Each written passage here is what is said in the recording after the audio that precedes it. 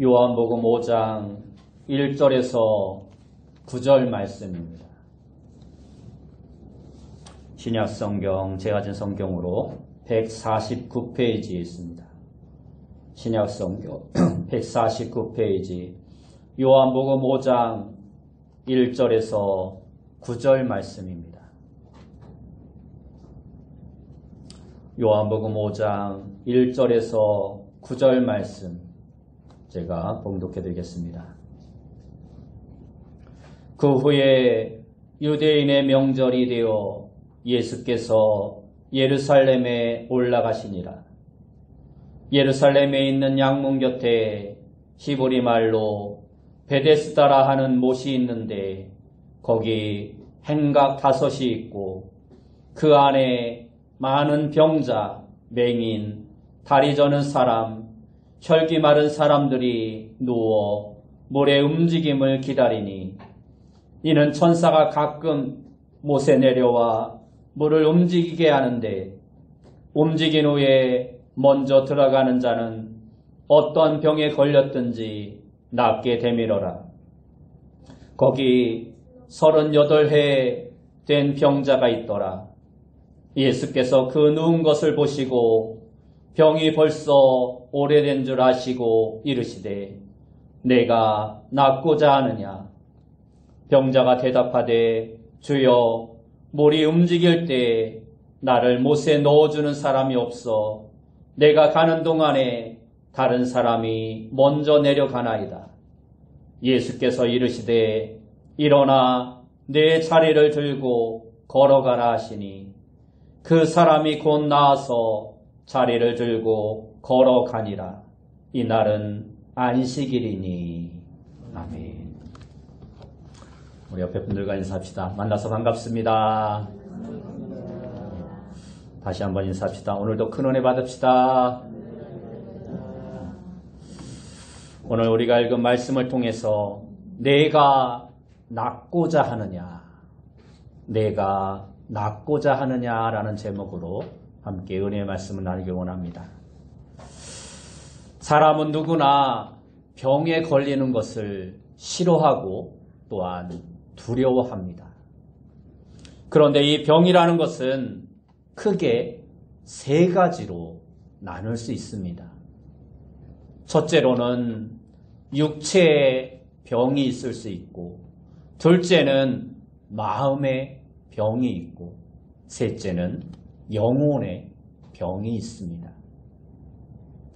누구나 병이 들면 고통과 활동장애가 있게 되고 이것이 심하면 죽음에까지 이르기 때문에 행복의 요소들을 이 병으로 말미암아 잃게 되는 경우가 많습니다. 그러나 사람이 일평생 한 번도 병에 걸리지 않고 산다는 것은 불가능한 일입니다. 그런데 육체의 병은 우리가 쉽게 알 수 있지만 마음의 병은 잘 보이지 않아서 모르는 사람이 많습니다.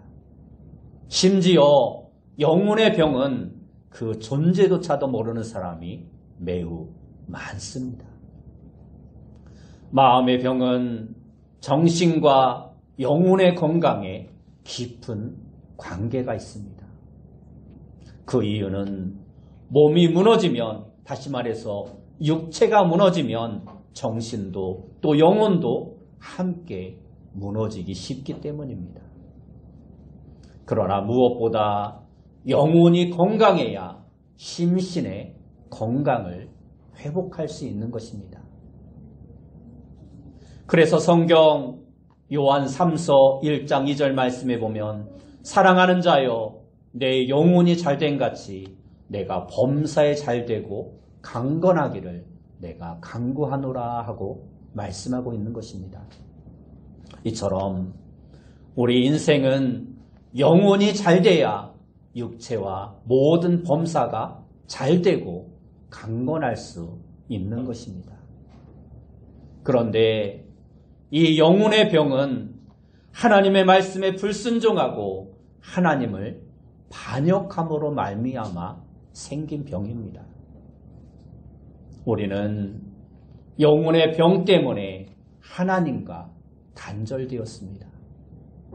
그래서 영혼의 병이 마음의 병을 불러왔고 이로 인하여 서로 사랑하지 못하고 다투며 시기 질투하고 원망하고 한탄하며 살면서 저주를 하며 살아갔기 때문에 육신의 질병 또한 가져오게 되는 것입니다.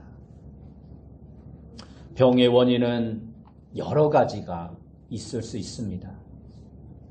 바이러스에 의한 병도 있고 유전으로 인한 병도 있고 과로나 과식으로 인한 병도 있고 스트레스나 불안, 초조, 염려, 고민 등으로 생기는 병도 있습니다. 그리고 체질적으로 오는 질병도 많이 있습니다. 그러나 이 모든 병의 근본을 파고 들어가면 죄에 근거하고 있다는 것을 알 수 있습니다. 유전병은 조상의 죄값을 그대로 받는 것입니다. 과식도 죄라는 것을 우리는 알아야 합니다. 왜냐하면 탐심을 가지고 먹었기 때문입니다. 또한 과로도 죄입니다. 욕심으로 너무 많은 일을 했기 때문입니다. 스트레스 또한 죄입니다. 왜냐하면 하나님을 불신하고 자기 마음을 주께 맡기지 않았기 때문입니다. 하나님께서는 우리가 병으로 인해 고통받는 것을 원치 않으십니다. 그래서 하나님께서는 병든 인생들에게 구원을 베푸시기 위하여 독생자 예수님을 이 땅에 보내주신 것입니다. 예수님이 이 땅에 오셔서 공생애 3년 동안 하신 일이 너무나 많이 있습니다. 천국 복음을 전파하시고 회당에서 사람들을 가르치시고 특별히 제자들과 동행하면서 그들을 가르치고 훈련하셨습니다. 그러나 그보다 더 많은 시간을 할애하신 것은 병든 자를 고치는 일이었습니다. 죄의 문제는 오직 예수님의 보혈만이 해결할 수 있습니다. 죄의 문제는 오직 우리 죄를 그 몸으로 짊어지신 예수님만이 완전하게 해결할 수 있는 것입니다. 그래서 예수님께서는 내가 이 세상에 온 것은 죄인을 구원하러 왔다라고 말씀하시면서 건강한 자에게는 의원이 쓸데없고 병든 자에게라야 쓸데있느니라 하고 말씀해 주셨습니다. 여기서 내가 구원하러 왔다라는 이 말은 고치러 왔다, 건강을 주려고 왔다라는 말씀입니다. 다시 말해서 예수님은 우리에게 육체의 건강, 정신의 건강, 영혼의 건강을 주시려고 오셨다라는 것입니다. 그러므로 모든 사람들은 반드시 예수님을 만나야 합니다. 예수 그리스도를 주인으로 모셔야 온전하고 건강하고 복된 삶을 살아갈 수 있는 것입니다. 그리고 예수님을 만나야 우리의 모든 질병을 온전히 치유받고 그러한 치유를 받은 사람만이 이 세상을 변화시킬 수 있는 것입니다. 먼저 오늘 예수님은 내가 낫고자 하느냐 하고 우리에게 물으십니다. 베데스다 목가의 다섯 행각에는 많은 병자와 시각장애인 등 환자들이 누워서 물의 움직임을 기다리고 있었습니다. 천사가 가끔 그곳에 내려와 물을 움직이는데 그 물이 움직일 때 가장 먼저 그 물에 들어가는 자는 어떠한 병에 걸렸든지 나을 수 있다라는 전설이 있기 때문입니다. 그런데 거기에 38년간이나 병으로 고생한 환자가 있었습니다. 그 환자의 병을 다 알고 계신 예수님은 그에게 찾아와 이렇게 물으십니다. 내가 낫고자 하느냐? 내가 낫고자 하느냐? 그러자 그 환자는 예수님께 자신의 모든 상황을 다 말씀드립니다.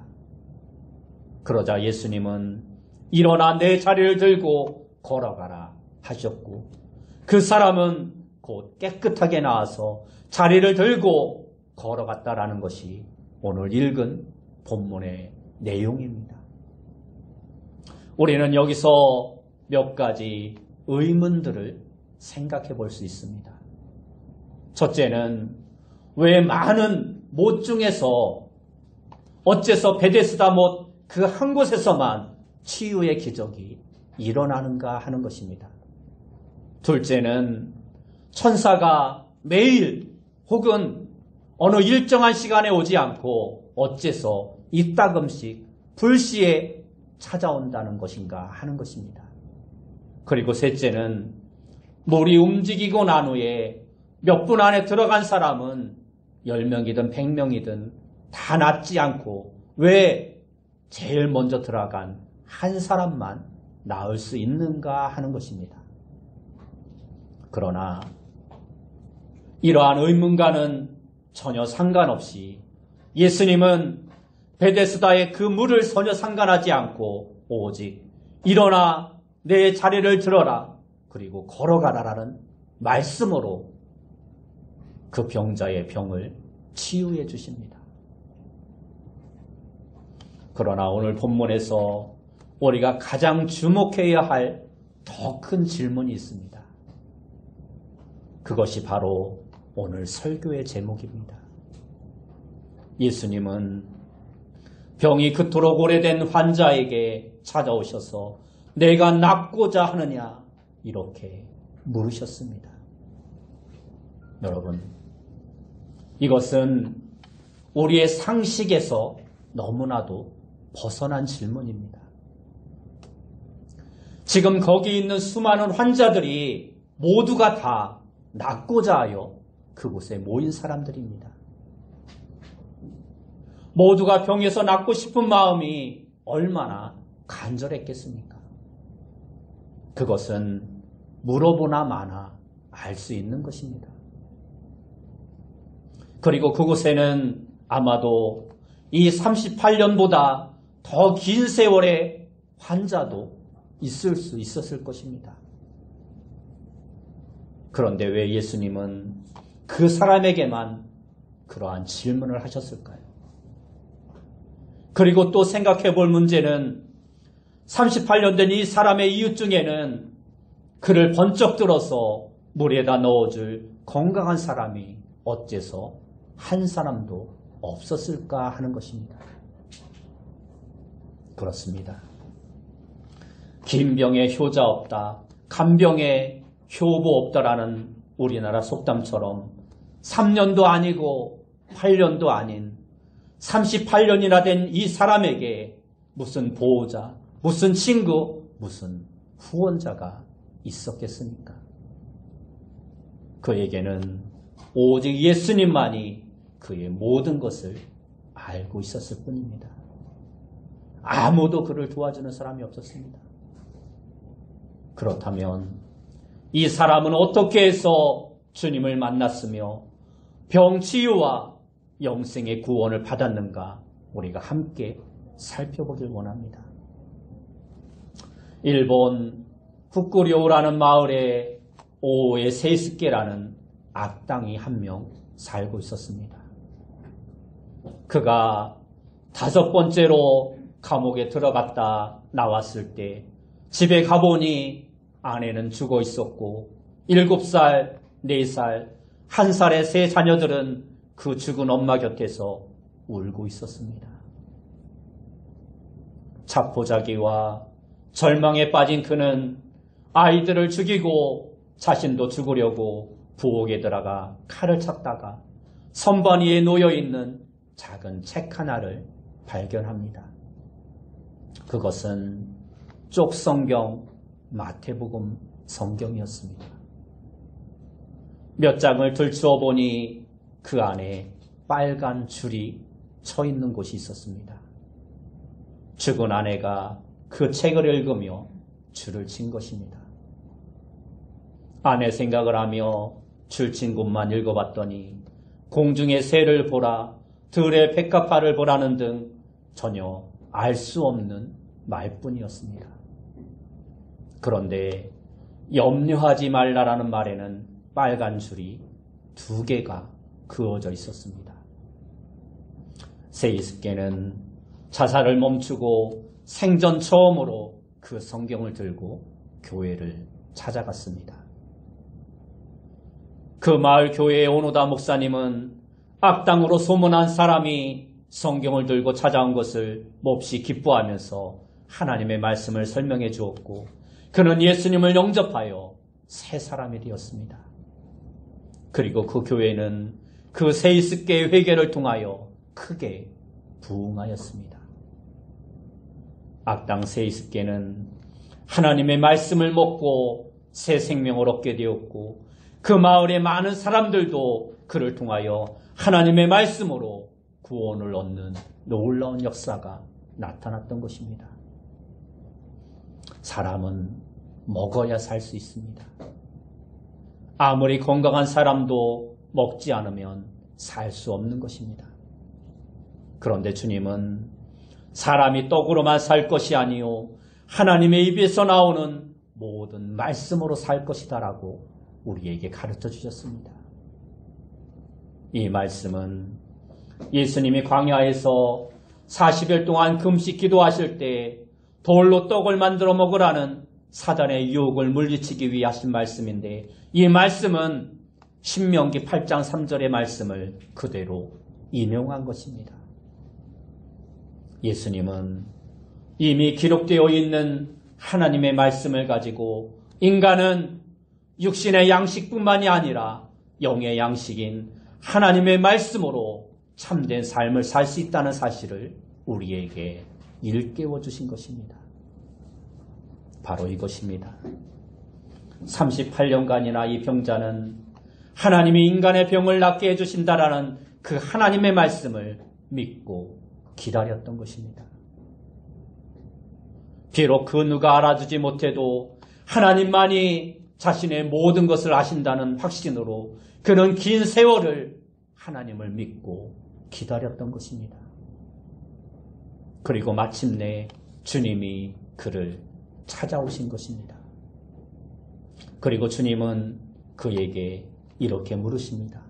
내가 낫고자 하느냐? 여기서 말씀하고 있는 내가 낫고자 하느냐라는 이 질문은 내가 아직도 하나님의 말씀을 믿고 기도하고 있느냐? 바로 이 말씀인 것입니다. 예수님은 오늘 우리에게도 똑같은 질문을 하십니다. 내가 낫고자 하느냐? 이 말씀은 내가 아직도 목표를 가지고 기도하고 있느냐? 내가 아직도 기도를 포기하지 않고 하나님을 믿고 의지하고 있느냐 하는 것입니다. 그렇습니다. 38년 동안이나 하나님의 말씀을 믿고 기다린 이 여인처럼 오늘 우리도 하나님에 대한 기대와 기도를 포기하지 않는다면 하나님은 우리를 찾아오셔서 우리의 기도에 신실하게 응답해 주실 것입니다. 행운은 기다리는 자에게 온다는 서양 속담이 있습니다. 신앙은 이처럼 끊임없이 기다리는 것입니다. 이것이 확신에 찬 그리스도의 살아있는 소망인 것입니다. 성령 충만을 기다리고 주님의 재림을 기다리고 천국에 가는 날을 기다리고 또 기다리는 것이 바로 믿음인 것입니다. 그렇습니다. 매일 새벽기도, 가정예배, 주일예배 등 기도의 제단을 쌓고 주님의 상급을 기다리는 것보다 더 확실하고 안전한 미래는 없는 것입니다.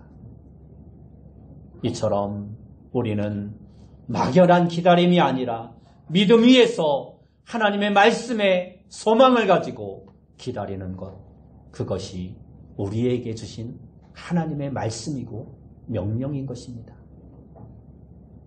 예수님은 오늘 우리에게 내가 끝까지 하나님의 말씀을 믿고 기도에 집중하고 있느냐 물으십니다. 기도는 습관이나 유전, 타고난 기질보다 훨씬 더 강력한 것입니다. 기도는 이 모든 것을 극복할 수 있는 능력이 있습니다. 기도는 우주의 수많은 행성들을 자기 위치에 잡아두는 그 힘보다 더욱더 강력한 것입니다. 비록 배우지 못하여 부족하고 어눌한 하나님의 자녀의 마음에서 나온 보잘것없는 기도라 할지라도 그 기도가 하나님의 뜻에 맞기만 하면 여호수아의 기도가 해를 멈추게 한 것처럼 우주의 법칙도 바꿀 수 있는 것이 바로 하나님의 능력인 것입니다. 우리 영혼의 원수가 기도보다 더욱 미워하고 두려워하는 능력은 이 세상에 아무것도 없습니다. 사단이 가장 두려워하는 것이 성도들의 기도인 것입니다. 성도가 기도에 무릎을 꿇는 것을 볼 때 사단은 두려워 떠는 것입니다. 미국의 듀크 대학 메디컬 센터에서 노인 4,000명을 대상으로 6년 동안이나 임상 관찰을 한 것을 토대로 발표한 연구 결과에 의하면 똑같은 노인이라 할지라도 기도하는 노인들은 기도하지 않는 노인들에 비해서 몸도 건강하고 오래 산다라는 결과를 발표했습니다. 목표를 가지고 뜻을 가지고 기도하는 삶은 건강하고 오래 살게 된다는 것입니다. 그리고 미국의 대학의 시카고 대학의 유명한 교수가 사람이 살아가면서 가장 즐겁게 기쁠 때는 언제입니까? 라는 주제를 놓고 조사 연구를 했습니다.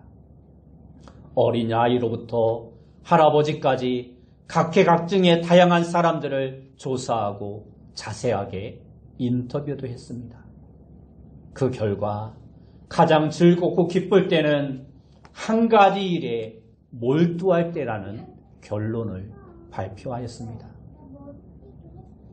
모든 사람이 한 가지 일에 몰두하는 순간, 그 순간이 가장 즐거운 순간이고 그 몰두하는 그 일에 성공이 따르게 된다는 것입니다. 모든 것을 잊어버리고 한 가지 일에 몰두하는 그것이 행복이고 그것이 곧 성공의 지름길이라는 것입니다. 유태인 아이들은 어느 학교에 가도 거의 1등, 2등, 3등을 차지한다고 합니다. 그것은 그 아이들이 공부에 몰두하기 때문입니다. 몰두하여 공부하니 성적이 우수하고 성적이 우수하니 그들이 항상 상류 그룹에 속하게 되는 것입니다. 유대인들은 어떠한 사업을 해도 그 일에 몰두한다고 합니다. 유대인 사업가들은 술을 마시는 자리에 가서도 상대방이 부어주는 술을 마시는 척하고 다른 음료수를 마신다고 합니다. 그러니까 사업에 실패하지 않는 것입니다. 상대방은 술에 취해 몽롱한 상태인데 그들은 맑은 정신으로 거래를 하다 보니 언제나 유리한 거래를 하는 것입니다. 직장인이 직장에 몰두하면 직장에서 실패할 일이 없는 것입니다. 이처럼 우리도 기도에 집중하고 기도에 몰두하는 자가 되어야 합니다. 우리가 기도에 몰두하고 기도에 집중하면 하나님께서 우리에게 복을 허락해 주십니다.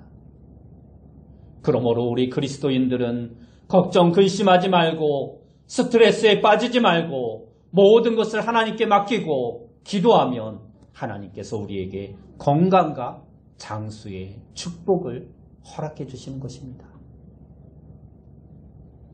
지금까지 우리가 기도의 응답을 받지 못했다면 이제 우리는 적극적으로 집중해서 하나님 앞에 기도할 필요가 있는 것입니다. 5분, 10분, 20분 기도하고 나서 포기하고 낙심하지 말고 한 달 집중적으로 또는 금식하며 또는 철화하며 또는 새벽마다 나와서 하나님 앞에 집중하여 기도하는 자가 되어야 합니다. 성경에 보면 절망적인 병에 걸린 히스기야가 너무 낙심하여 있는 상황 가운데 하나님의 사람 이사야가 그에게 찾아와 그에게 이제 죽을 날이 가까웠다는 사형 선고를 내립니다. 그런데 히스기야는 그 소식을 듣자마자 의사를 부르다든지 좋은 방법을 찾아보라고 말하지 아니하고 얼굴을 벽으로 향하고 통곡을 하면서 자신을 살려달라고 하나님께 부르짖어 기도합니다. 이것은 오직 하나님께 집중하여 기도한 것입니다.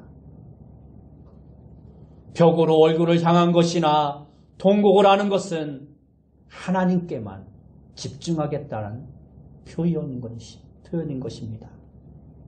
그렇게 집중하여 기도하자 하나님께서는 즉시로 그의 생명을 15년이나 연장시켜 주심으로 그의 기도에 응답하십니다. 오늘 본문의 환자는 무려 38년간이나 매일 베데스다에 나와서 병 낫기를 소망하고 물이 동하기를 기다리는 일에 집중하였습니다. 그 마음을 예수님이 알아주신 것입니다. 한 걸음 더 나아가 예수님은 오늘 우리에게 내가 남을 위하여 일하고 있느냐 하고 물으십니다. 영국의 작가 버나드 쇼는 어느 날 스스로 심각한 질병에 걸렸다고 판단을 하고는 의사에게 빨리 자신의 집으로 와달라고 부탁을 합니다. 평소에 그를 잘 알고 있었던 의사는 그가 진짜 병에 걸린 것이 아니라 마음의 문제라고 생각을 했습니다. 그래서 그의 집에 도착한 의사는 일부러 거친 숨을 몰아쉬며 의자에 쓰러지듯 앉았습니다. 그러자 버나드 쇼는 깜짝 놀라며 무슨 일입니까? 하고 물었습니다. 그러자 의사는 너무 급히 오너라 심장에 이상이 생겨 내가 죽게 생겼습니다 하고 말을 하였습니다. 놀란 버나드 쇼는 벌떡 일어나 응급약과 차를 준비하는 등 의사를 간호하노라 분주하였습니다. 그런데 그러는 동안 그의 무기력증과 우울했던 감정이 다 사라져버리고 말았습니다. 그리고 1시간가량 시간이 지난 후 의사가 버나드 쇼에게 진료비를 청구합니다. 그러자 버나드 쇼는 아니 내가 선생님을 보살펴 주었는데 무슨 진료비를 청구하십니까? 하고 말을 합니다.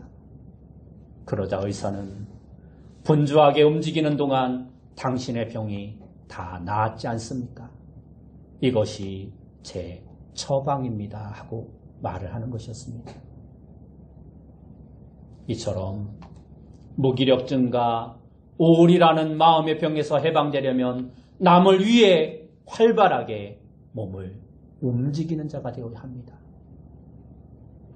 나 아닌 가족을 위해 그리고 교회와 직장, 이웃과 그 어디에서라도 남을 위해 힘써 일하면 남을 유익하게 해줄 뿐만 아니라 내 마음과 육신도 건강이라는 유익을 얻게 된다는 것입니다.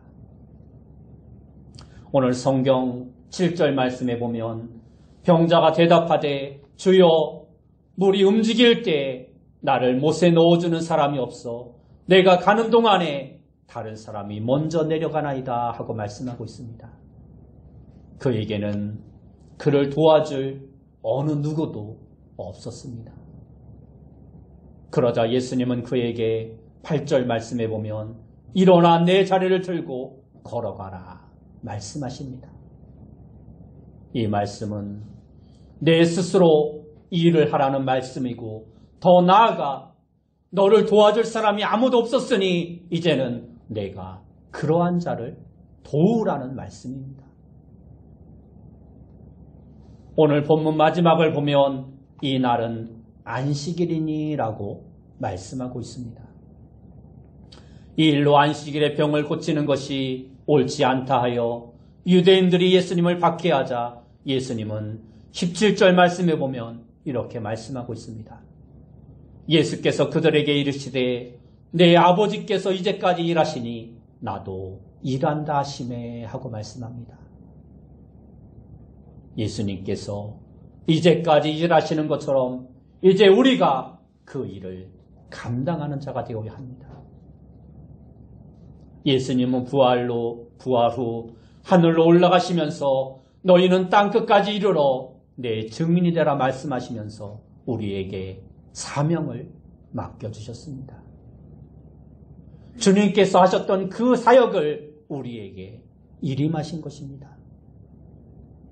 이처럼 우리가 하나님이 원하시는 일, 하나님 나라를 확장시키는 일, 복음을 전하는 일을 하게 되면 우리에게 있는 육신의 질병과 마음의 질병과 영혼의 질병 등 세 가지 모든 병들이 다 떠나가게 되어 있는 것입니다.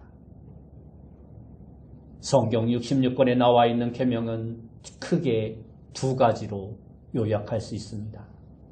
그것은 너는 몸과 마음과 힘을 다하여 주님을 사랑하라는 것과 내 이웃을 내 몸같이 사랑하라는 것입니다. 오늘 38년 된 병자에게 예수님은 이렇게 말씀하십니다. 내가 낫고자 하느냐? 이 질문으로 그 환자는 병에서 노임을 받았을 뿐만 아니라 영생의 구원을 누릴 수 있었습니다. 오늘 말씀처럼 무슨 병에 들었든지 모르고 살아가는 우리에게도 예수님은 찾아오셔서 물으십니다. 내가 낫고자 하느냐? 내가 낫고자 하느냐? 내가 끝까지 하나님의 응답을 믿느냐? 내가 포기하지 않고 하나님을 의지하며 기도하고 있느냐? 이 물으심에 하나님의 말씀에 대한 확신 있는 답변으로 우리의 모든 질병을 깨끗이 치유받고 강건한 몸으로 주님을 위해 일하시는 귀한 성도님들이 다 되시길 예수님의 이름으로 축원합니다. 기도하겠습니다. 사랑하는 주님, 오늘 우리가 육신의 질병뿐만 아니라 마음과 영혼의 질병까지도 하나님의 말씀을 믿고 의지하며 깨끗하게 치유함 받아 주님을 위해 일하고 헌신하며 충성하는 삶을 살아갈 수 있는 귀한 성도들 다 되어줄 수 있도록 인도하여 주옵소서. 포기하지 말고 기도에 집중하며 끝까지 하나님의 약속을 믿고 기도하며 쉬지 않는 자 되어줄 수 있도록 인도하여 주옵소서. 예수님의 이름으로 기도드리옵나이다. 아멘.